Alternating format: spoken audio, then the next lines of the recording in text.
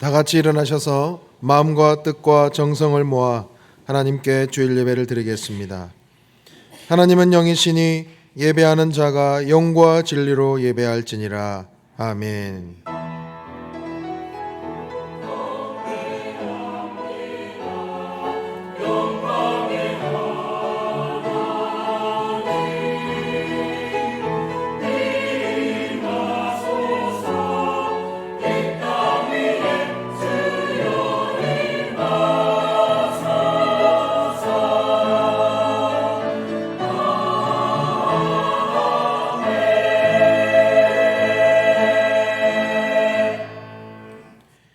은혜로우신 하나님 아버지, 오늘 이 거룩한 주일을 구별하여 예배하게 하시니 감사드립니다. 온전히 주님의 높고 크심을 찬양하며 경배하는 시간이 되게 하여 주시옵소서. 성령 하나님께서 우리의 심령 안에 허락하여 주시는 풍성한 사랑과 은총을 온전히 맛보게 하여 주옵소서. 예수 그리스도의 이름으로 기원하옵나이다. 아멘. 지난 한 주간의 삶을 돌아보고 하나님과 사람 앞에 지은 모든 죄를 고백하는 참회의 기도를 드리겠습니다.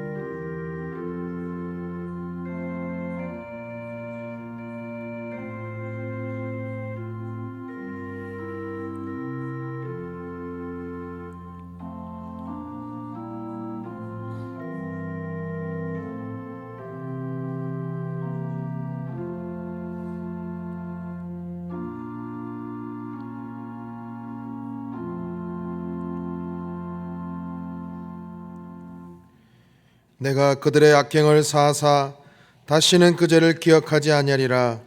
여호와의 말씀이니라. 아멘. 다 함께 찬송가 29장을 부르겠습니다.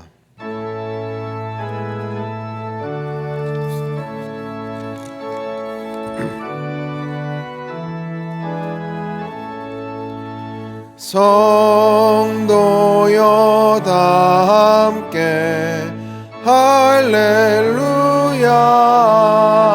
아멘. 주 찬양하여라. 할렐루야. 아멘. 주 보좌 앞에서 택하신 은혜를 다 찬송하여라. 할렐루야. 아멘. 만문을 열어라. 할렐루야. 아멘. 온 하늘 울려라. 할렐루야.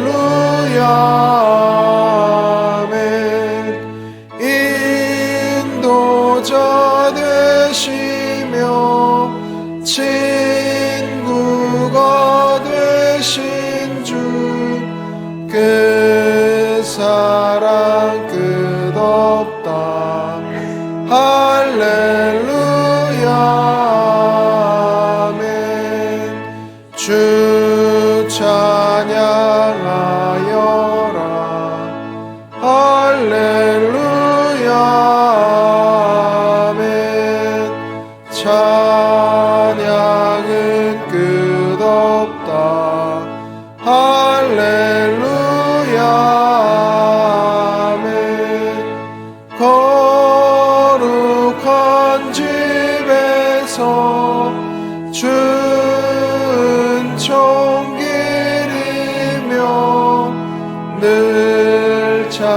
찬송 부르자.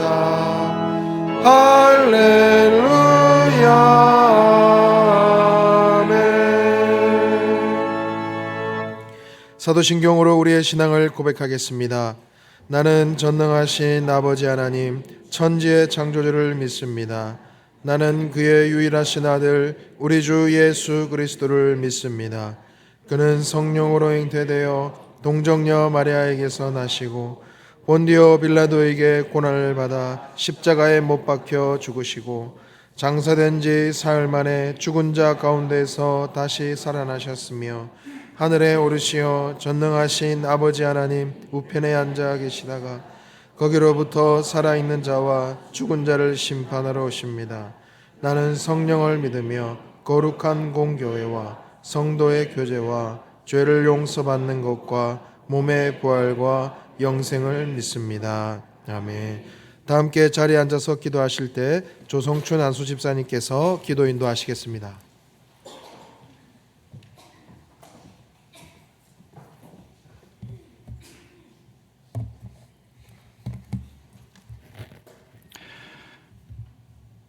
사랑과 은혜가 충만하신 하나님, 우리 삶의 주인 되시는 하나님, 이 시간 거룩한 예배를 온 마음 다하여 찬양과 경배를 드리오니 하나님만이 홀로 영광 받으시옵소서. 하나님, 저희가 날마다 누리는 작은 것들에 대한 감사의 마음을 잊지 않게 하시고 이 세상에 있는 모든 것들이 당신의 손에 의해 주어진 것임을 깨닫게 하옵소서. 저희가 풍성한 결실을 맺을 수 있도록 도와주시고 그 결실을 나누는 삶을 살게 하옵소서. 우리들은 주님께서 주신 것에 만족하지 못하고 오히려 더 갈급하고 불안해하며 남은 행복을 채우려 했습니다. 주님께서 주실 것을 믿고 바라보기보다 내 힘으로 해결하려는 교만함이 있었습니다. 이렇게 많이 베풀어 주셨는데 주님이 가르침을 쫓아 어려운 이웃과 주님의 사역을 위해 사용하지 못하는 어리석음과 교만을 용서하여 주옵소서. 제가 가진 모든 것은 주님께로부터 온 것을 고백하며 그 은혜를 기억하게 하옵소서. 주님의 말씀에 가르침에 따라서 사랑과 나눔의 삶을 살아갈 수 있도록 인도하여 주옵소서. 주님의 부르심에 순종하며 복음을 전하는 선교사님들을 안전하게 지켜주시고 사역에 필요한 모든 필요를 공급해 주시며 날마다 성령 충만하게 하사 복음 전할 때에 하나님의 나라가 이루어지는 결실을 통해 하나님의 영광을 드러나게 하옵소서. 수시와 수능을 마친 학생들, 취업과 세상으로 새로운 인생을 달려가는 청년들, 학생들과 자녀들을 향한 주님의 선하신 계획이 있음을 믿습니다.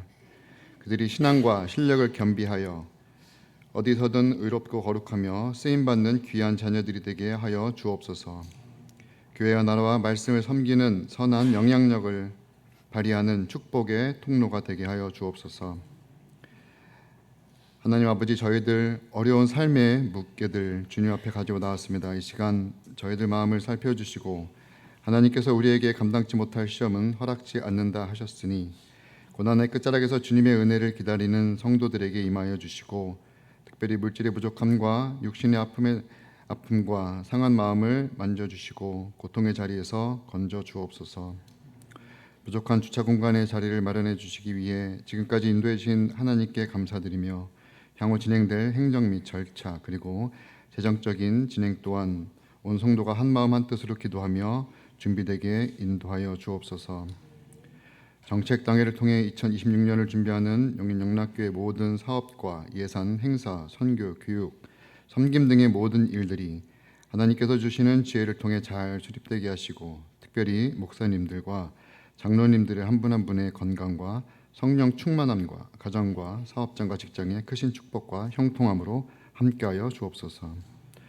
아울러 2026년 각 부서의 위원장 및 부장, 팀원, 단장, 대장, 리더 및 각 위원회의 부서를 섬기고 헌신할 모든 성도들의 믿음을 더하여 주시고 오로지 주님께 받은 한량없는 은혜를 기억하며 일하게 하옵소서. 각자 받은 은사와 달란트를 깨달아 알게 하시고 지혜가 부족하지 않게 하시고 각 공동체에서 서로 간의 이해와 배려와 나눔이 넘쳐나게 인도하옵소서. 배덕한 담임 목사님의 말씀 전하실 때에 성령과 지혜로 충만하게 하여 주시고 능력의 말씀을 통하여 우리를 향하신 하나님의 인도하심의 뜻을 깨닫고 온전히 기쁨으로 순종하며 십자가의 사랑과 부활의 능력으로 세상을 향해 여호와의 영광을 선포하는 존귀한 자녀로 살아가게 하옵소서. 부목사님 또한 성령 충만함과 지치지 않는 새 힘을 매일매일 공급하여 주시고 하나님의 어린 양들을 먹이고 살피는 일에 조금도 부족함이 없게 모든 필요를 채워 주옵소서. 용인영락교에서 새로운 사역의 길을 시작하는 김기훈 목사님의 사역에 함께하여 주사 하나님의 계획하심과 영광이 드러나게 하옵소서. 임마누엘 찬양을 기쁘게 받으시며 예배를 돕는 모든 손길을 주님 기억하여 주시고 저들의 수고가 하나도 땅에 떨어지지 않게 하시고 주께서 예비하신 축복을 더하여 주옵시며 믿는 자의 권세와 권능이 차고 넘치게 하여 주옵소서. 예수 그리스도의 이름으로 기도합니다. 아멘.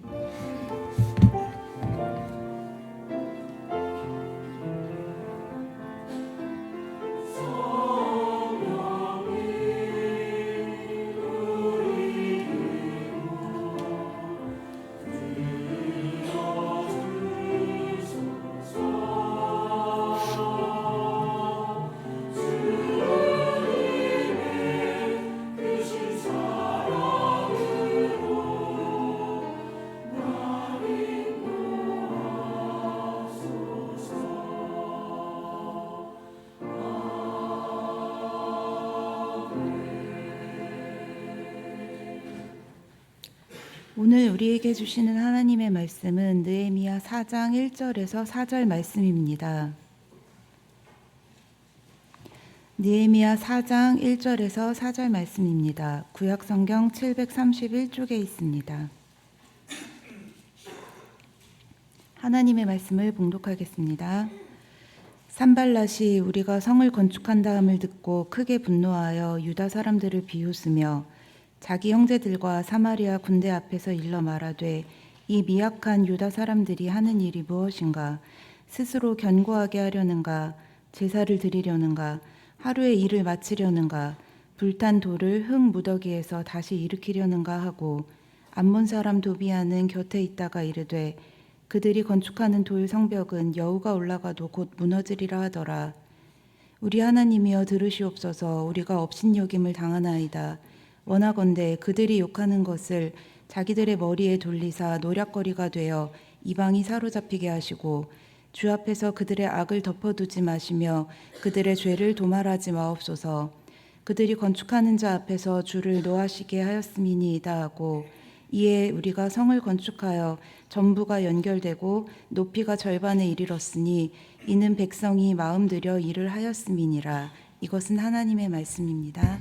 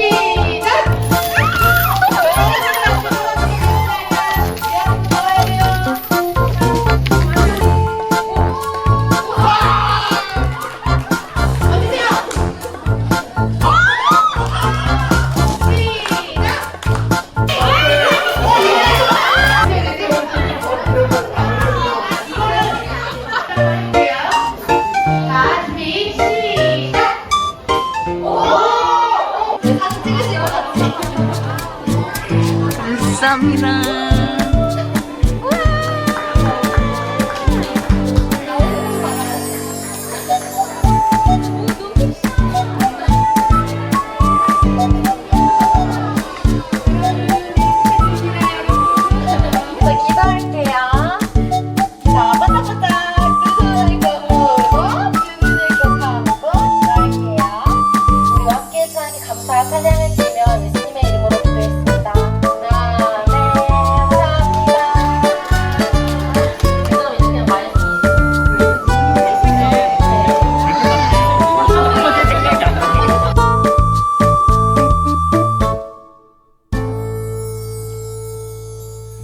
네, 영아부가 지난 토요일에 조이 패밀리라고 해서 아이들과 부모님이 함께 또 어울리고 교제하는 시간이 있었는데 참석하신 부모님들 진심으로 감사드리고 또 위에서 수고하신 우리 전도사님과 또 우리 교사분들에게도 진심으로 감사드리고 또 기도해 주신 여러분에게 감사를 드립니다.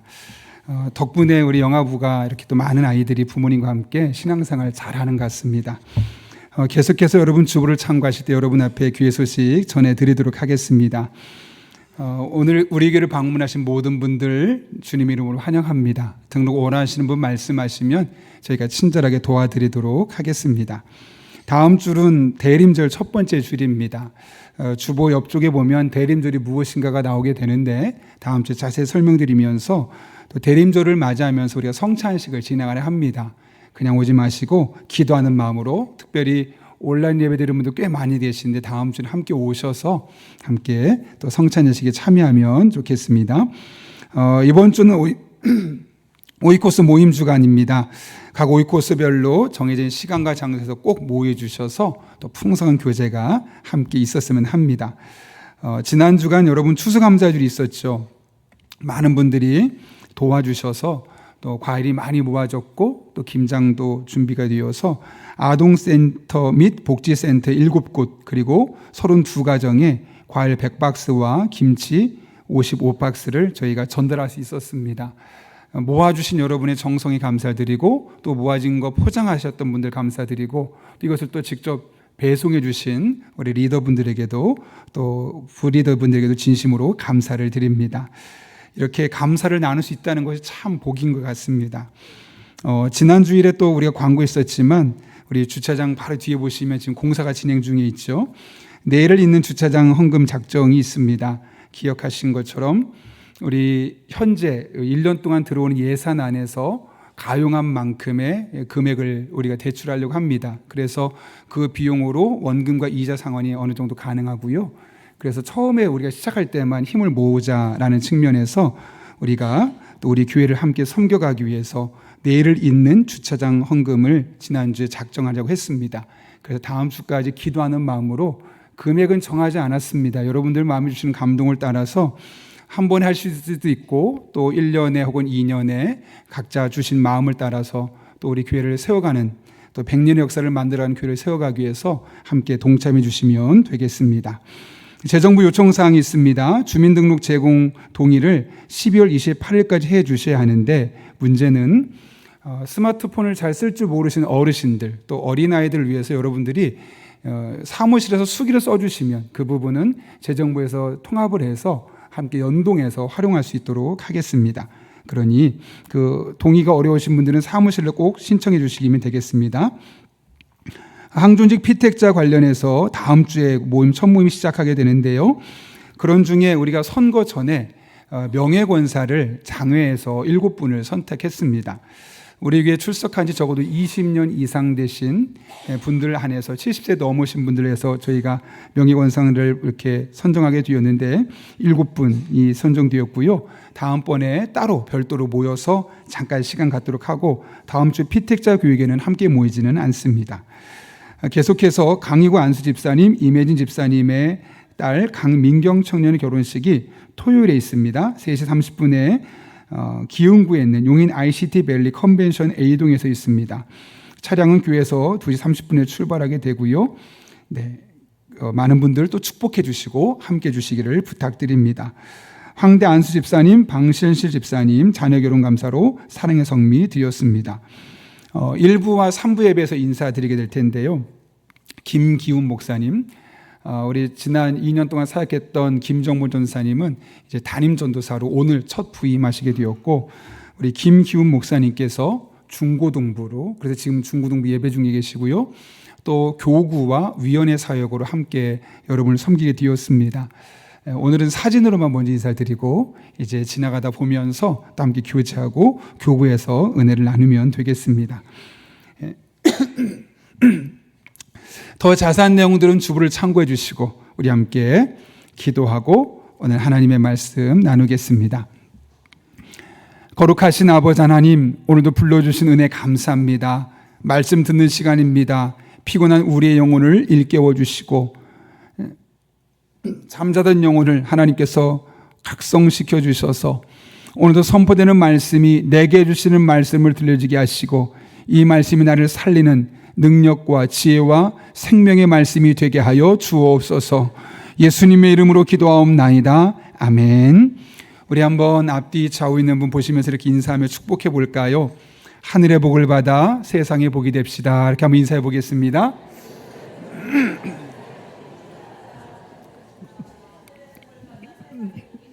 아멘. 반대의 놀라운 힘이라는 흥미로운 제목의 책이 하나 있습니다. 우리는 보통 다수의 의견을 너무나 중요하게 생각하고 그것이 가장 옳다고 생각하는 경향이 있습니다. 물론 그럴 때가 많습니다. 그래서 종종 소수의 의견들이 무시가 되죠. 그런데 이 소수 의견을 무시하지 않고 반대 의견을 조금만 깊이 생각해 보면 그 전에 우리가 옳다고 생각했던 것들을 다시 한번 깊게 검토할 수 있게 되고, 그러다 보면 그 전에 생각하지 않았던 새로운 것들을 생각하게 되며 훨씬 더 나은 결과를 이끌어낼 수 있다는 것이 이 책의 요지입니다. 그러면서 한 예를 드는데요, 1978년에 있었던 유나이티드 항공 추락 사고입니다. 비행기가 이게 항공에서 이제 내려오려고 하고 있는데 착륙을 앞두고 있는데 랜딩 기어, 그 바퀴가 나오지 않는 겁니다. 큰 문제가 발생했죠. 그래서 기장과 모든 승무원들이 대책을 논의합니다. 어떻게 하면 랜딩 기어를 잘 내릴 수 있을까? 어떻게 하면 착륙할 수 있을까? 그러다 보니 계속 공항 주위를 돌 수밖에 없었습니다. 그때 승무원들이 이런 생각이 들었습니다. 이대로 계속 돌다 보면 반드시 연료가 떨어질 때가 생길 텐데 지금 이 이야기를 꼭 우리 기장님에게 이야기해야겠다. 그런데 아무도 그 이야기를 하지 못했다고 합니다. 왜냐하면 이 공항 문화, 이 공항 업계에서는 기장이 절대적인 권력을 갖고 있어서 이 기장이 한 이야기를 하면 다른 것에 반대하는 사람이 없다는 거죠. 그런데 기장이 뭐라고 했냐면 랜딩 기어를 어떻게 내리고 착륙할 수 있을지에 대해서 이야기해라 하니까 분명히 지금 이 기름이 다 떨어감에도 불구하고 이야기할 수 없는 그런 분위기가 형성될 수밖에 없었던 겁니다. 결국 연료가 부족하게 되었고 공항에서 약 10km 떨어진 곳에서 추락하면서 수많은 사람이 다치거나 죽는 일이 발생하게 되었죠. 이 책의 저자는 이 비행기 추락 원인의 사고의 원인은 정보가 부족해서가 아니다, 실력이 부족해서가 아니라 기장에게 반대하면 안 된다는 그런 문화 때문에 하나의 반대도 없었기 때문이다. 지금은 그것도 중요하지만 연료를 생각해야 됩니다 라는 말을 한 사람도 안 했기 때문이다라고 이야기합니다. 그러면서 누군가 만약 연료 문제를 집요하게 반복적으로 심각하게 제기하는 진정한 의미에서 반대자가 있었다면 비행기는 그렇게 많은 사람이 죽지 않을 수도 있었을 것이다 라고 이야기를 하죠. 아무리 전문성이 있고 경험이 충분해도 반대가 전혀 없다면 공동체는 흡사 잘못된 길로 갈 수도 있습니다. 이런 일들이 어디에서 가장 많이 일어나냐면 이단 사이비에서. 어느 누구도 반대하지 않습니다. 무조건 따라가다 보니까 그 맹목적인 순종에 의해서 많은 문제들이 발생할 수밖에 없는 것이죠. 그런 의미에서 건전한 반대, 건설적인 반대는 매우 중요하고 꼭 필요합니다. 문제는 악의적인 반대입니다. 그냥 싫은 겁니다. 그 사람이 싫어서 반대하고 또 누군가를 깎아내리기 위해서 반대하고 그냥 내 스타일과 다르기 때문에 반대하는 것은 악의적인 반대에 가깝죠. 문제는 우리가 살다 보면 이런 악의적인 반대에 부닥칠 때가 꽤 많다는 거죠. 그럴 때 여러분 우리는 어떻게 해야 될까요? 누군가 나를 악의적으로 반대하면 나를 깎아내리며 힘겹게 할 때 우리는 과연 그 당시에 그 문제를 어떻게 풀어갈 수 있을까요?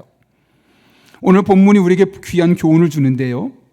본문은 이 예루살렘 성벽을 건축을 반대하던 그 대적자들의 반대를 지혜롭게 극복했던 느헤미야의 이야기를 우리에게 소개하고 있습니다. 느헤미야와 이스라엘 백성들이 결연한 의지로 예루살렘 성벽을 세우기로 결심합니다. 그런데 그들의 결심을 찬물을 끼얹는 사람들이 등장했습니다. 오늘 본문 1절부터 3절까지의 말씀인데요. 한번 천천히 3절까지 읽겠습니다. 시작. 산발랏이 우리가 성을 건축한다함을 듣고 크게 분노하여 유다 사람들을 비웃으며 자기 형제들과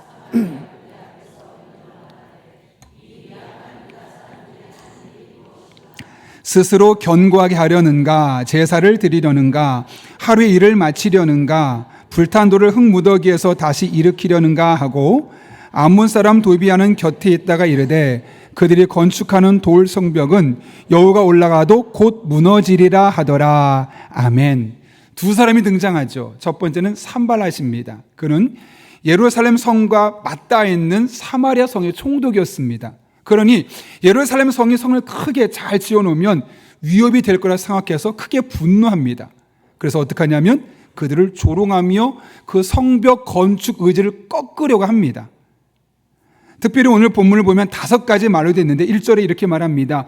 이 미약한 사람들이 하는 일이 무엇인가? 너희 힘도 없잖아. 못난이잖아. 해봤자 소용없어. 비웃는 겁니다. 조롱하는 겁니다. 그들의 마음을 무너뜨리려 하는 것이죠. 다른 말들도 마찬가지입니다. 스스로 견고하게 하려는가? 이게 무슨 말일까요? 성벽만 쌓는다고 너희가 튼튼해질 수 있을까? 소용없다는 겁니다. 제사를 드리려는가? 거기서 너희가 제사 드린다고 드릴 수 없을 거야. 그리고 거기서 제사 드리기 위해서 예배한다 할지라도 너희는 완공할 수 없어. 신앙적인 회의감까지 갖게 만드는 것이죠. 하루에 일을 마치려는가? 야, 100년 넘게 못했던 거 니네가 그거 할 수 있겠어? 당연히 하루에 할 일이 아니잖아요. 그런데 그렇게 의도적으로 비난하는 겁니다. 5번째로 불탄 돌을 흙무더기에서 다시 일으키려는가? 잘 아시겠지만 불탄 돌은 금방 깨집니다. 그러니까 쓸데없는 짓 하지 마라 라고 그들을 비난하고 조롱하며 그 의지를 꺾어버리고 있는 것이죠. 그런데 우리 속담 중에 끼리끼리 논다는 말이 있죠. 그 산발랏의 주변에 도비아라는 사람이 있었습니다. 그는 뭐라고 말하냐면 그들이 건축하는 성벽은 여호가 올라가도 금방 무너질 것이라고 합니다. 너희 아무리 노력해봤자 그 부실공사야. 금방 무너질 거야. 괜히 힘 빼지 마. 이렇게 그들의 마음을 무너뜨리는 거죠. 산발랏과 도비아는 이런 험한 말들로 한마음이 되어서 예루살렘 성벽을 건축하려던 그들의 의지를 꺾어내리고 있습니다. 근데 여러분, 이것이 바로 세상이 우리를 바라보는 눈입니다. 이 세상 사람들은 우리가 그렇게 별로 호의적이지 않습니다. 우리가 하나님의 일을 열심히 한다고 박수 쳐주지 않습니다. 비웃습니다. 어리석다고 조롱합니다. 우리가 예배하는 이 시간을 시간 낭비라고 하고 우리가 하는 헌금 생활을 돈 낭비라고 하며 우리의 헌신을 효율적이지 못하다고 쓸데없는 시간 낭비하지 말라고 우리에게 이야기합니다. 혹시 교회에서 박수 받을 만한 일을 해도 그것은 당연한 거지라고 말하면서 애써 우리의 노력과 수고를 깎아내리려 하죠. 그렇게 시비거리를 만들어내고 우리들의 마음을 뒤흔들어서 결국 무너뜨리려 합니다. 그리고 그 목적은 너무나 분명하죠. 마땅히 우리가 하나님의 사람으로서 감당해야 할 그 일들을 하지 못하게 해서 하나님의 일을 방해하는 것이 가장 큰 목적입니다. 다양한 방식으로 우리를 방해하는데요. 그 중에 하나가 바로 말입니다. 말. 오늘 산발랏과 도비아가 했던 것이 바로 그 말을 사용해서 그들의 의지를 꺾어버리는 것이었죠. 여러분, 사탄이 아담과 하와를 범죄에 이르게 했던 가장 중요했던 수단이 무엇이었습니까? 말이었습니다. 예수님께 성령이 충만해서 하나님의 일을 감당을 했을 때 가장 먼저 예수님 찾아와서 그를 괴롭혔고 그 사역을 막으려 했던 이 사단의 이 괴계가 무엇이었습니까? 말이었습니다. 이처럼 다양한 부정적인 언어로 마음을 흔들어서 이 땅에 하나님 뜻이 이루어지는 것을 반대하는 것이 이 세상 사람들의 목적이고 또 사단은 그것을 통해서 일하는 것이죠. 그러므로 이 같은 사단의 관계를 안다면 우리는 말을 조심해서 해야 합니다. 무심코 던진 말에 개구리가 맞아 죽는다는 속담이 있는 것처럼 내가 무심코 한 말이 누군가의 마음속에 씻을 수 없는 상처를 남길 수가 있고 그의 영혼까지 침체되게 만들어서 믿음을 한 단계 아래로 떨어뜨릴 수도 있으며 최악의 경우는 한 사람의 인생을 수렁에 빠뜨려서 헤어나지 못하도록 만들 수도 있습니다. 어제 우리 교회에서 지역에 있는 작은 교회 목회자들 또 아이들이 모여서 이제 청소년들 대상으로 찬양 집회가 있었습니다. 엘림 공동체라는 곳에서 용인 지역에 있는 서너 개 교회 또 영월 지역에 있는 한 14명의 아이들이 와서 이제 찬양 집회를 한다는 거였죠. 찬양 팀원들, 간식 비용, 음향, 영상 그 모든 비용 다 그들이 자비량으로 하는 겁니다. 그렇게 열심히 이제 목사님들과 함께 협의가 되어서 날짜를 어제 날짜로 정했습니다. 영월에서 14명이나 되는 아이들이 왔습니다. 근데 용인 지역에 있는 3개 교회에서 함께 했었는데 한 2개 교회 목사님이 연락이 와서 갑자기 카톡이 왔습니다. 못 오겠다고. 전화를 드렸더니 바빠서요. 바빠도 아이들은 보낼 수 있는데 어쨌든 아이들에게 날짜까지 정하고 그날까지 오겠다고 하고 나서 시작 바로 30분 전에 못 온다고 이야기를 하니까 너무 마음이 낙심이 되더래요. 성의 없는 그 말에도 마음에 힘이 쭉 빠지더랍니다. 돈이 들어간 거 하나도 아깝지 않대요. 서울에서 내려와서 시간을 들여서 이렇게 헌신하는 거 하나도 아깝지 않대요. 그런데 그 말 한마디가 아예 바빠서 못 가요. 다 약속까지 해놓고 그 말 한마디가 너무너무 마음이 힘이 빠져서 스태프들한테 미안하고 영월에서 찾아온 14명의 아이들에게 미안하고 계속 용인에서 이 사역을 할 수 있을까 하는 자괴감까지 들더라는 거죠. 짧지만 1층 카페에서 그분과 대화를 나누면서 아니라고 그래도 너무 잘하고 있다고 계속 하셔서 너무 감사하다고 우리 교회가 도울 수 있으면 계속 돕겠노라고 그렇게 격려했습니다. 사실 대부분의 이야기를 들었고 제가 한 이야기는 짧습니다. 근데 그 짧은 말을 듣고서도 그분의 마음이 많이 풀어지는 것을 볼 수 있었습니다. 여러분, 깊은 말, 아주 전문적인 말이 아니더라도 우리가 말하는 그 한마디 말이 한 사람의 감정과 그 사람의 영적인 상태까지 좌우할 수 있다는 사실을 우리가 잊어서는 안 됩니다. 그래서 우리 그리스도인은 늘 말을 조심스럽게 세심하게 해야 합니다. 지혜왕 솔로몬이 잠언서를 썼죠. 잠언서를 쓸 때 이 솔로몬의 나이는 30대, 40대 열정적일 때가 아니라 노년이 이르러서 세상의 마지막을 눈앞에 두고 후손들에게 하나님 주신 지혜로 내가 살아보니 이렇더라 라는 것을 가르쳐주기에 쓴 것이 바로 잠언입니다. 이 잠언서의 말씀에는 우리의 이 말에 대한 말이 참 많은데요. 그 중에 몇 가지만 보면 이렇습니다. 잠언 12장 25절인데요. 같이 한번 읽어볼까요? 시작. 마음에 근심 있으면 번민이 일지만 좋은 말 한마디라도 사람을 기쁘게 할 수 있다. 아멘이죠. 잠언 16장 24절도 마찬가지입니다. 같이 읽습니다. 시작. 선한 말은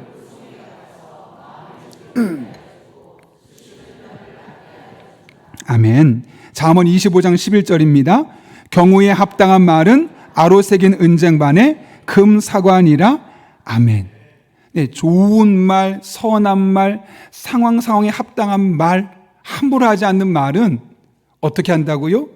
한마디로도 근심 있던 사람을 기쁘게 만들어줄 수도 있고 너무너무 힘들어서 몸이 뼈가 쑤실 정도로 힘들고 고통스러운 사람들의 삶에도 그를 낫게 해줄 수 있는 그런 치유 능력이 있을 뿐만 아니라 정말 보석같이 빛나는 말이 될 수 있다고 이야기하고 있는 것이죠. 바울은 한 걸음 더 나아가서 에베소서 4장 29절에서 이렇게 말합니다. 남을 해치는 말은 입 밖에도 내지 마십시오. 오히려 기회 있는 대로 남에게 이로운 말을 하여 도움을 주고 듣는 사람에게 기쁨을 주도록 하십시오. 남을 해치는 말은 입 밖에도 내지 말라는 게 무슨 말일까요, 여러분? 남을 해치고 싶은 말이 머릿속엔 떠올릴 수 있다는 거예요. 생각날 수 있다는 거죠. 그러나 생각은 할 수 있지만 굳이 입 밖으로 내놓지 말라는 겁니다. 거기까지 나가면 그것이 다른 사람에게 문제를 줄 수 있고 아프게 할 수 있고 상처를 줄 수 있으니 생각까지 하는 거는 그래 어쩔 수 없어. 그렇지만 말까지는 나가지 않게 해. 기왕 말을 하려면 좋은 말, 남에게 이로운 말, 도움을 주는 말, 기쁨을 주는 말, 행복을 주는 말, 그런 말들만 골라서 하라고 우리에게 이야기해 주고 있는 것이죠. 바라기는 이것이 우리 한 사람 한 사람의 일상의 언어 생활이 될 수 있기를 바랍니다. 우리의 언어가 산발락과 도비아처럼 누군가의 마음을 낙심하게 만들고 상처받게 만들고 결국 그래서 하나님의 일을 방해하는 말이 아니라 나의 한마디의 말로 인해서 가정 안에서, 직장 안에서, 교회 공동체 안에서 그 말을 듣는 사람이 너무 기뻐지고 그 말을 듣는 사람이 쑤시는 뼈리는 고통을 잊어버리고 세상이 줄 수 없는 큰 기쁨, 행복을 경험할 수 있는 그런 언어 생활이 될 수 있기를 예수님의 이름으로 축원합니다. 우리를 반대하고 말로 나심하게 만드는 세상 속에서 우리는 어떻게 살아야 할까? 산발락과 도비아의 반복되는 언어 공격에 느헤미야가 어떻게 대처합니까? 오늘 본문 4절에 이렇게 이야기하고 있죠. 우리 하나님이여 들으시옵소서 우리가 업신여김을 당하나이다. 느헤미야의 첫 번째 반응은 하나님께 먼저 기도하는 것이었습니다. 너 나한테 그런 말 했지? 나도 너의 마음에 상처를 줄 거야. 말다툼하지 않았습니다. 싸우지 않았습니다. 오히려 그 싸울 시간에 하나님 앞에 나와서 먼저 하나님 들으시옵소서 하나님께 그 문제를 놓고 기도하고 있는 장면이죠. 느헤미야는 삶의 순간순간마다 하나님께 기도하는 사람이었습니다. 어떤 일을 시작할 때마다 기도했고 문제 봉착할 때마다 기도했으며 심지어는 심각한 문제 앞에서는 금식하며 기도했던 사람이 바로 느헤미야입니다. 느헤미야는 이렇게 기도의 힘을 알았고 그 기도의 힘을 쓸 줄 아는 사람이었습니다. 많은 사람이 기도의 힘을 압니다. 기도 능력을 알고 있습니다. 그러나 그 기도 능력을 쓰는 사람은 많지 않습니다. 오늘 느헤미야는 기도 능력을 알았을 뿐만 아니라 그 기도의 능력을 쓸 줄 아는 매우 지혜로운 사람이었죠. 그런데 오늘 느헤미야의 기도를 보면 두 가지 특징을 발견할 수 있죠. 첫 번째로는 우리를 강조한다는 겁니다. 여기 보면 우리 하나님이여 우리가 업신여김을 당하나이다 라고 이야기합니다. 왜 우리라는 말을 썼을까요? 여러 가지 해석이 있지만 한 신학자가 이렇게 해석을 했습니다. 우리라는 말이 강조된 것으로 보아 느헤미야는 공사하는 유대인들을 전부를 모아놓고 아니면 적어도 지도자 그룹을 한 데에 모아놓고 합심 기도를 드린 것 같다. 저는 매우 일리가 있다고 생각합니다. 느헤미야는 그 문제 앞에서 혼자 외롭게 씨름하며 기도하지 않았습니다. 사람들을 불러 모았습니다. 그들과 함께 비전을 공유하고 이 문제를 함께 기도하자고 나아갔습니다. 많은 분들이 기도를 매우 지극히 개인적인 활동으로 제한할 때가 많습니다. 기도는 혼자 하는 거지. 기도는 개인적인 활동이지. 그런 부분을 우리가 전혀 배제할 수는 없지만 기도는 그런 면도 있지만 더 많은 경우 매우 공동체 중심적입니다. 그래서 성경을 보게 되면 많은 기도가 우리라는 표현을 통해 사용하고 있죠. 심지어 예수님도 주기도문을 제자들에게 가르쳐 주면서 우리라는 말을 무려 6번이나 주기도문에서 사용하고 있습니다. 한 걸음 더 나아가서 교회가 공동체로 모여서 기도하는 그 유익에 대해서 마태복음 18장 19절과 20절에서 이렇게 말씀하시죠. 우리 한번 천천히 읽어보겠습니다. 같이 읽습니다. 시작. 너희 가운데 두 사람이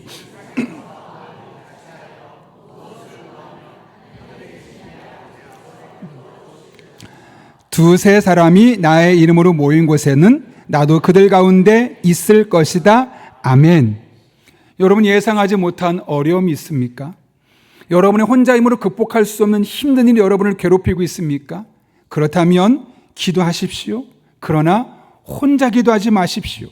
공동체 안에 들어가서 함께 기도 제목을 나누고 함께 비전을 나누고 하나님 앞에 나와 기도해 보십시오. 하나님 반드시 여러분의 기도에 반응하여 주실 것입니다. 계속되는 말씀 보게 되면 느헤미야의 기도의 두 번째 특징은 사실 좀 뭔가 우리에게 어색합니다. 오늘 보면 4절 말씀 볼까요? 이렇게 이야기합니다. 우리 하나님 들어주십시오. 우리가 이렇게 업신여김을 받고 있습니다. 제발 우리에게 퍼붓는 그 욕이 그들에게 되도록 하게 하여 주십시오. 그들의 노략을 당하게 하시고 남의 나라로 끌려가게 하여 주십시오. 여러분, 이 느헤미야의 기도를 보면서 자연스럽습니까? 뭔가 좀 부자연스럽습니까? 좀 부자연스럽죠. 마치 산발락과 도비야를 저주하는 것처럼 보입니다. 예수님은 원수까지 사랑하라고 했는데 이렇게까지 기도해야 되는가? 이렇게까지 기도할 수 있는가? 라는 생각이 들 수 있습니다. 여러분, 느헤미야가 왜 이렇게 기도했을까요? 오늘 본문 5절이 그 이유를 이야기해 주는데요. 같이 한번 읽겠습니다. 시작. 그들의 죄를 용서하지 마시고 그들의 죄를 못 본 채 하지 마십시오.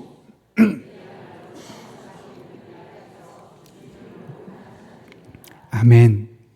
그러니까 4절에서 했던 이 느헤미야의 기도는 그냥 단순한 복수가 아니었던 겁니다. 너 나를 괴롭혔지? 너도 골탕 좀 먹어봐. 하나님 저 사람들 괴롭혀 주십시오. 이런 개인의 복수를 위한 기도가 아니라 산발락과 도비야가 성벽 건축을 방해하는 동안 하나님을 동시에 모욕했기 때문에. 그래, 우리가 일하는 것 막는 건 어쩔 수 없지만 네가 하나님까지 모욕한다고? 그 안에 있던 그 거룩한 분노. 나를 모욕하는 건 괜찮고 나한테 한마디 하는 건 괜찮지만 어떻게 하나님을 모욕할 수 있어? 하나님, 이 죄값이 그들에게로 돌아가게 해주십시오. 이 거룩한 분노에서 그들의 기도가 시작되었다는 것이죠. 지금 느헤미야에게 중요한 것은 내 체면이 아니었습니다. 내가 무엇을 이루어가느냐, 그 성취가 중요한 것이 아니었습니다. 하나님의 영광이었습니다. 하나님의 영광을 훼손하고 있는 이 산발락과 도비야의 이 모욕스러운 발언에 거룩한 분노심을 가지고 그가 기도하러 나오게 되었던 것이죠. 여러분, 기도하는 가운데 이 하나님의 영광을 구하는 것이 너무나 중요합니다. 왜냐하면 하나님의 영광은 우리의 기도의 기준점이 되기 때문에 그렇습니다. 최근에 아는 목사님이 페이스북에 이런 글을 썼는데요. 제가 그거를 보고 나서 참 많은 생각이 들었습니다. 제가 그대로 옮기면 이렇습니다. 한때 그토록 많았던 기도원들이 현재는 대부분 문을 닫고 사라진 이유. 새벽 기도에 가득하던 성도들의 발걸음이 무인도처럼 한적해진 이유. 그 까닭은 더 이상 기도의 응답이 없기 때문이란다. 문제 전국을 찌르는 적절한 통찰이라 생각한다. 왜 백발백중의 기도의 응답이 이제는 관역 밖으로 사라졌는지를 하나님 앞에서 옷을 찢고 죄를 뒤집어 쓴 가운데 여쭈어 보아야 하리라. 기도응답이 없어진 이유는 하나님의 능력이 없어서도 아니고 우리에게 문제가 있다는 거죠. 하나님의 영광을 위한 기도라기보다는 단지 지금 나의 삶에 닥친 문제를 해결하기 위한 주먹구구식 기도가 우리의 기도의 대부분이 되다 보니 자연스럽게 기도 응답이 없을 수밖에 없고, 그런 기도 응답이 없다 보니 자연스럽게 또다시 이어지는 기도하지 않는 영적인 악순환이 반복될 수밖에 없다는 것이죠. 그러나 우리가 하나님의 영광을 위해 기도하다 보면 그 기도가 달라집니다. 왜냐하면 그렇게 하다 보면 내 기도가 지금 옳은 기도인지 그른 기도인지, 내 기도가 건전한 기도인지 아니면 나의 욕심만을 이루기 위한 기도인지 하나님의 영광은 기준 안에서 명확하게 갈라지는 것이죠. 여러분, 예수님께서 뭐라고 말씀하셨습니까? 먹든지 마시든지 무엇을 하든지 하나님의 영광 위에 하라고 말씀하셨죠. 그래서 기도 또한 하나님의 영광을 위해 하는 것입니다. 물론 나의 삶을 위한 기도지만, 하나님, 내가 이렇게 일을 합니다, 내가 승진하기를 원합니다, 그러나 이것이 하나님의 영광을 위한 것이 되게 해주십시오라고 기도한다면 그 기도하는 가운데 우리들의 삶이 어떤 변화를 경험하겠습니까? 그런데 하나님의 영광이 배제된 기도들하면 그냥 앞뒤 가리지 않고 내가 그 목적만 이루면 되는 겁니다. 그러다 보면 건전하지 못한 기도, 우리 하나님의 영광을 가리는 기도, 하나님 앞에 모욕감을 주는 기도 할 수밖에 없는 것이죠. 그래서 우리는 하나님의 영광을 구하는 기도가 우리의 기도의 모든 중심에 있어야 한다는 겁니다. 느헤미야가 바로 이 하나님의 영광을 가리는 산발락과 도비야를 그래서 마치 저주하는 듯이 거룩한 분노심을 가지고 기도하게 되었던 것이죠. 느헤미야는 사람들의 조롱과 비난에 일일이 대응하지 않았습니다. 다투지 않았습니다. 하나님께 기도했습니다. 그렇다면 그와 같은 느헤미야의 기도에 하나님은 어떻게 응답하셨을까요? 오늘 본문 6절인데요. 같이 한번 읽겠습니다. 시작. 이에 우리가 성을 건축하여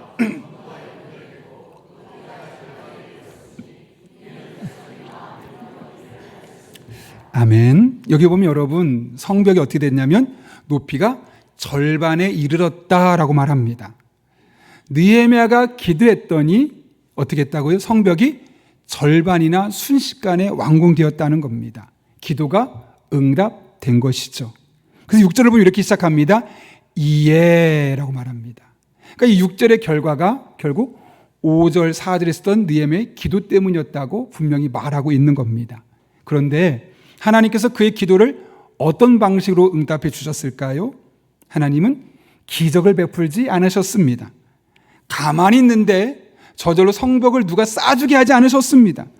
오히려 기도했던 느헤미야와 이스라엘 백성들의 마음을 통해서 그리고 그들의 손을 통해서 직접 그 일을 하게 하셨는데 짧은 시간 안에 절반이나 쌓는 놀라운 성과를 이루게 하셨다는 거죠. 여기 백성이 마음 들여 했다라는 표현이 나옵니다. 원문 그대로 번역하면 그리고 그 백성에게는 역사할 마음이 있었다라고 번역되는데 야마우치라는 일본의 신학자가 이 번역을 하면서 마음을 들여 일하다 이 부분을 이렇게 말합니다. 의욕으로 가득 차서 했다. 열정적으로 했다. 그렇게 번역하고 있습니다. 다시 말하면 마음을 강조하고 있는 것이죠. 여러분, 기도의 결과 하나님께서는 그들에게 산발락과 도비아의 마음에 낙심하는 마음이 아니라 다시 열심히 해보자라는 마음을 느헤미야뿐만 아니라 이스라엘 백성 모든 이들의 마음에 주셨던 겁니다. 낙심하지 않는 새로운 열정을 주셨습니다. 이것이 바로 기도의 응답이었죠. 상황을 바꿔주지 않으셨습니다. 오히려 기도했던 사람들의 마음을 하나로 모아주셨고 열정을 주셔서 직접 그들이 그 일을 감당하게 하셨을 때 하나님 힘을 보태셔서 짧은 기간 그 모든 사람의 에너지가 합해져서 순식간에 절반의 성과물을 만들어낼 수 있었다는 거죠. 그렇다면 여러분 우리는 어떻게 해야 할까요? 느헤미야와 이스라엘 백성들은 하나님 주시는 그 마음을 따라서 그 감동을 따라서 열정적으로 그 일에 헌신했습니다. 그리고 그 결과 단기간에 절반이나 완성할 수 있었지요. 우리도 마찬가지입니다. 하나님께서 때로는 우리들의 삶에 기적을 베풀어 주시기도 하시지만 많은 경우 먼저 우리들의 마음을 하나 되게 하십니다. 우리들의 마음을 움직이십니다. 그리고 열정을 주십니다. 그럼 그 열정을 가지고 나아가면 되는 겁니다. 그럼 하나님이 그 열정을 가지고 나아가는 우리들의 손길을 통해서 우리들의 발을 통해서 우리들의 헌신을 통해서 짧은 시간이지만 그 모든 열정이 모아져서 놀라운 성과를 이루도록 인도하여 주시는 것이죠.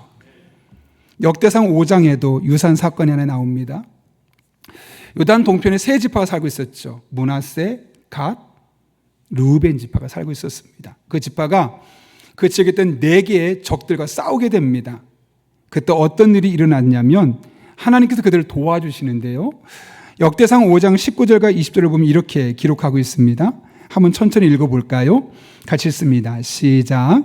그들이 하갈 사람과 여두루와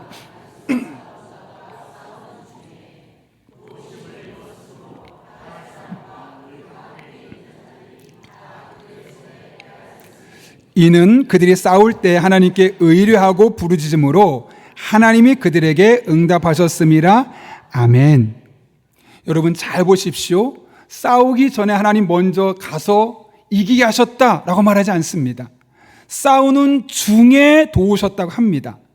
그 싸우는 중에도 어떤 특별한 기적으로 도우지 않으셨습니다. 물론 성경에 보면 그런 일도 있지만 적어도 그 본문에서는 싸우는 중에 하나님이 도우셨는데 보시면 하갈 사람과 그들과 함께 있는 자들이 다 그들의 손에 패하였으니 그들이 싸울 때 하나님께 의뢰하고 부르짖음으로 하나님이 그들에게 응답하셨기 때문이다.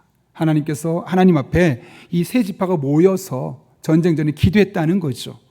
그럴 땐 하나님이 싸우지도 않게 승리하게 하신 것이 아니라 싸우게 되었다는 거예요. 그런데 싸우는 중에 이 세 지파의 군인들의 마음을 하나 되게 하시고 열정을 주시고 사기를 복돋아 주셔서 싸우는 중에 직접 그들의 손으로 승리를 거머쥐게 하셨다고 분명하게 말씀하고 있는 겁니다. 그래서 우리는 기적을 바라기도 해야 되겠지만 하나님 주시는 그 마음을 따라 열정을 가지고 주신 감동을 따라 수고하는 겁니다. 땀 흘리는 겁니다. 노력하는 겁니다. 그러나 하나님께서 반드시 여러분의 수고에 손을 보태셔서 놀라운 응답으로 함께하여 주실 것입니다. 최근에 제가 중앙대학교 생명과학과에 다니는 한 여자 청년의 간증을 들었는데요. 어렵게 대학에 진학했습니다. 학교나 학과를 보아도 누가 봐도 야, 너는 그래도 성공했다, 입시에 성공했다 라고 할 만하죠. 실제로 자기도 그렇게 생각했는데 어느 순간 돌아보니 하나도 행복하지 않은 거예요. 돌아보니 왜 그런가 생각해 봤더니 어릴 때부터 공부 잘한다 하다 보니까 늘 기대감이 컸어요. 그리고 나는 성공해야 돼. 나는 더 좋은 성과를 얻어야 돼. 늘 그런 마음에 기대감이 있다 보니까 분명히 중앙대학교 생명과학 가면 엄청나게 잘 간 검에도 불구하고 마음속에서 계속 뭔가 찜찜한 거예요.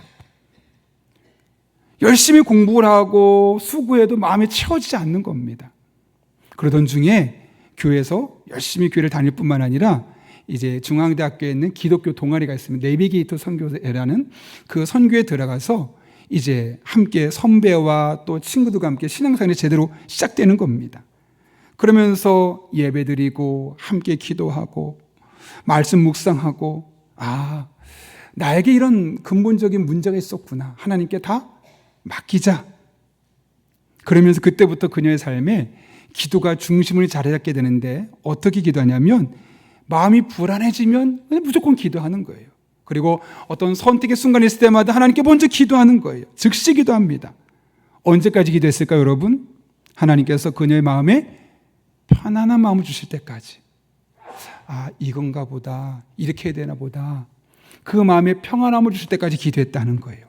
그리고 그 마음에 주시는 평안한 마음의 방향을 따라서 열심히 일하기 시작했던 거죠. 그러다 보니까 그녀한테 있던 그 모든 불안감 또 압박감이 다 사라지기 시작하고 공부도 조금씩 잘하게 되고 내가 무슨 일을 해야 될지 분명히 보이기 시작하고 또 봉사활동도 많은 것들을 감당하게 되면서 마음에 세상에 줄 수 없는 그 평안과 기쁨이 행복이 넘쳐나더라는 거예요. 그녀가 이렇게 이야기합니다. 하나님은 특정한 직업으로 인도하신 것이 아니라 진로를 결정할 수 있는 올바른 마음을 먼저 주셨고 이런 마음에서 주신 평안한 안에서 선택할 때 실수가 줄어들고 학업 능률도 올랐습니다. 삶의 크고 작은 문제 앞에서 하나님께 기도할 때 하나님 가장 먼저 그녀의 마음속에 평안해질 때까지 기도하면 그 평안해진 그 마음의 길을 따라갔더니 자기가 하는 일에서도 실수가 줄어들고 학업 능률도 올라가면서 하나님 앞에서 경험할 수 있는 진정한 행복과 기쁨과 평안함을 누릴 수 있게 되었다는 것이죠. 여러분, 이것이 비단 공부하는 학생에게만 나타나는 일일까요? 그렇지 않죠. 하나님은 모든 상황에서 모든 사람에게 모든 방법을 통해서 이렇게 역사하여 주십니다. 세상은 다양한 방식으로 우리를 자극하고 우리의 마음을 흔들고 무너뜨리려 할 겁니다. 그래서 하나님이 우리를 통해 하실 일들이 방해되도록 막을 겁니다. 그럴 때 너무 동요할 필요가 없습니다. 그냥 하나님 앞에 나오십시오. 기도하십시오. 마음을 움직여 주시고 마음의 평안함을 주실 때까지, 여러분의 마음에 열정을 주실 때까지 하나님께 기도하며 나아가십시오. 그리고 그 열정의 방향 향해 나아가십시오. 하나님 반드시 우리의 기도를 들어주실 것입니다.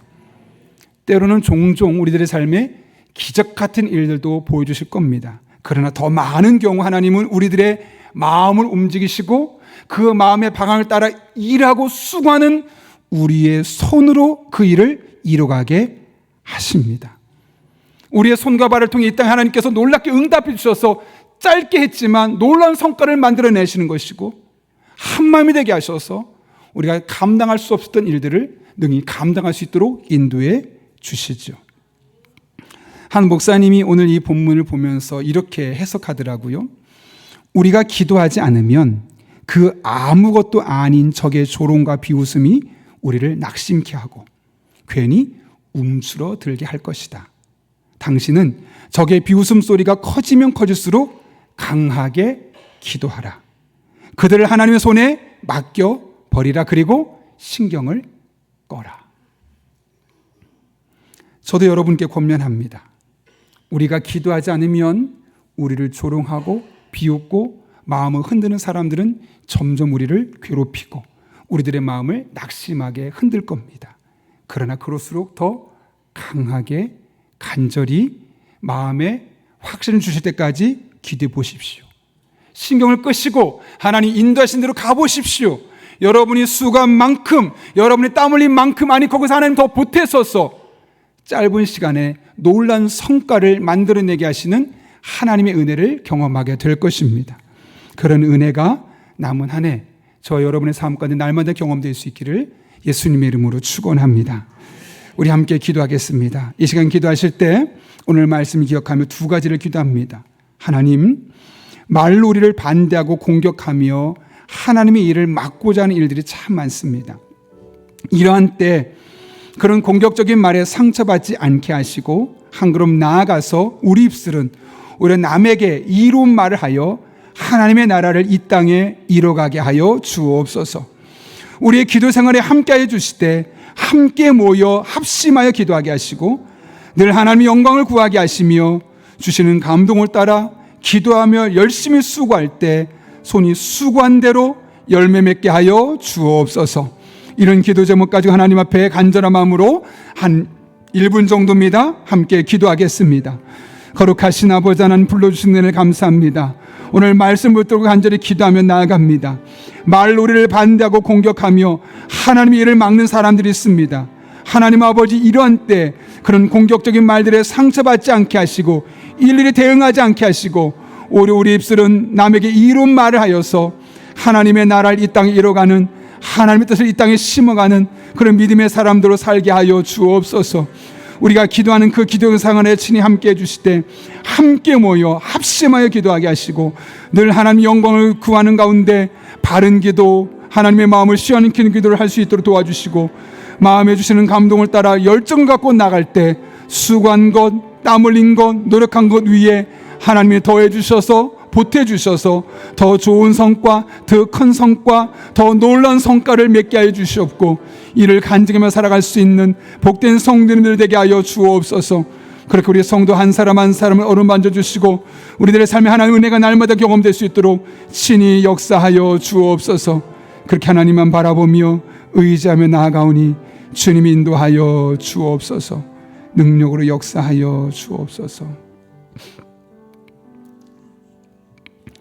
거룩하신 아버지 하나님, 하나님의 일을 감당하는 우리 한 사람 한 사람에게 말로 우리를 공격하고 반대하며 하나님의 일들을 막아가는 수많은 일들이 있습니다.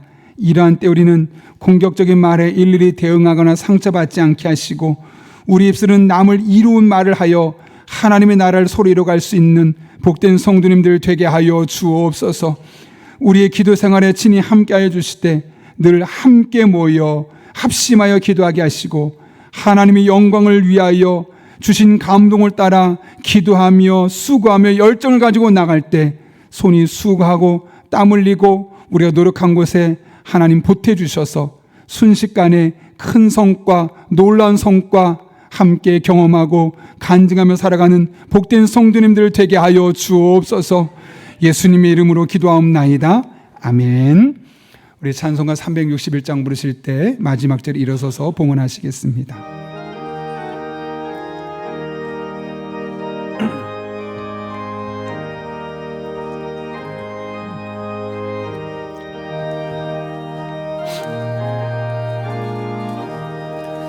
기도하는 이 시간 주께 무릎 꿇고 우리 구세주 앞에 다 나아가네. 믿음으로 나가면 주가 보살피사 크신 은혜를 주네. 거기 기쁨 있네. 기도 시간에 복을 주시네. 고난 내 마음 속에 기쁨 충만하네. 기도하는 이 시간 주가 곁에 오사 인자신 얼굴로 귀 기울이네. 우리 마음 비우고 주를 의지하면 크신 은혜를 주네. 거기 기쁨이 있네. 기도 시간에 복을 주시네. 고난 내 마음 속에 기쁨 충만하네. 기도하는 이 시간 주께 엎드려서 은밀하게 구할 때 곧 응답받네. 잘못된 것 아뢰면 측은히 여기사 크신 은혜를 주네. 깊이 기쁨 있네. 기도 시간에 복을 주시네. 고난 내 마음 속에 기쁨 충만하네.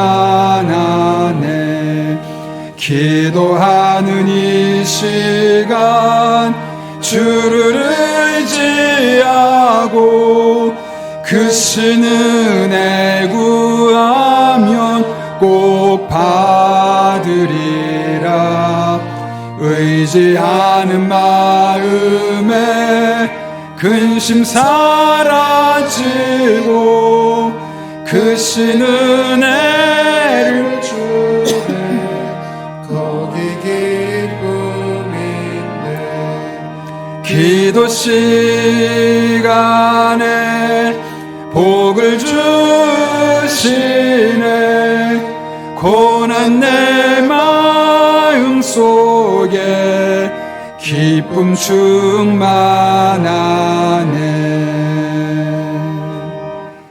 거룩하신 아버지 하나님, 험난한 세상을 살아가며 상처받고 찢기고 아파하는 우리들을 그냥 두지 아니하시고 주님 앞에 나아가면 보살펴 주시고 크신 은혜를 주셔서 고뇌했던 우리들의 마음속에 기쁨과 평안함을 주셔서 지난 일주를 믿음으로 살게 하시고 오늘 이렇게 주님 앞에 나와 예배하게 하신 은혜 진심으로 감사를 드립니다.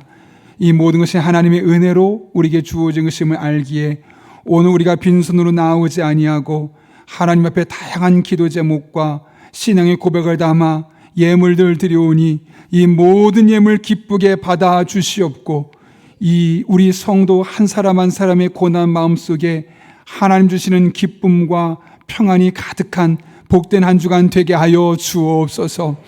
우리 성도들의 피와 땀과 눈물이 담기는 예물 드려오니 단 한 푼도 두루 쓰여지지 아니하도록 영적인 분별과 지혜를 주시고 늘 깨어 기도하는 우리 성도님들 되게 하여 주옵소서. 험난한 세상을 향해 나아갑니다. 때를 따라 돕는 은혜로 힘 주시고 능력 주시고 지혜 주시고 만남의 복을 주시고 늘 성령 충만한 가운데 기도할 때 모든 것을 합력해 선을 이루신 하나님의 은혜를 간증하며 살아가는 복된 성도님들 되게 하여 주옵소서. 이 한 주도 날이 많이 추워졌습니다. 감기로 또 독감으로 고생하고 있는 성도들 건강을 지켜주시고 또 김장으로 먼 길 오가는 성도들의 발걸음을 안전하게 도와주시고 다음 주에 함께 모여서 마음껏 대림절을 예배하며 하나님 앞에 감사할 수 있도록 우리들의 일상 가운데 친히 동행하여 주옵소서. 함께 하실 줄로 믿사옵고 지금은 우리 주 예수 그리스도의 은혜와 하나님 아버지의 변함없는 사랑과 성령님의 역사하심이 오늘 주신 말씀을 내게 주신 말씀으로 받고 남은 한평생 믿음으로 살기로 결단하는 이 자리 머리 숙인 한 영혼 위에 그들의 삶의 자리, 우리 교회와 나라와 민족, 북한 땅과 온 세계 열방 위에 이제부터 영원토록 함께 하시옵기를 간절히 축원하옵나이다. 아멘.